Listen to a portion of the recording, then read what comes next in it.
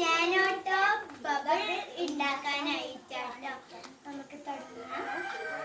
അങ്ങോട്ട് പോകണം. അപ്പോൾ ഞങ്ങളൊരു കഷ്ണം എടുക്കാണ്.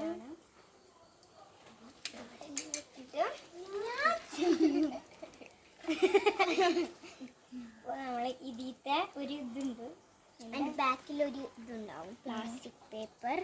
അത് നമുക്ക് തോലിക്കണം. കിട്ടാൻ കുറച്ച് പാടാണ്.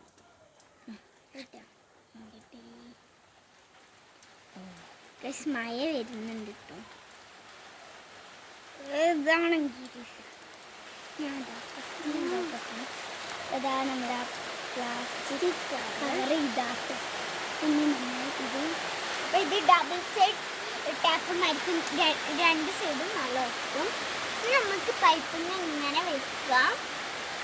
ഇവിടെ എല്ലോട്ടും നമ്മളെല്ലാം പ്രസ് ചെയ്തിട്ട് ഇവിടെ ഇങ്ങനെ പിടിക്കും. ഓക്കെ, എവിടെയൊക്കെയാണ് ഇതുള്ളത് അവിടെയൊക്കെ നമ്മളിങ്ങനെ പിടിച്ചിട്ടാണ്ട് ഇതിൽ ഗ്ലിറ്ററൊക്കെ ആഡ് ചെയ്യട്ടോ. കുറച്ചും കൂടി ഇതാണ് നമ്മളെ നാനോ ബബിൾ.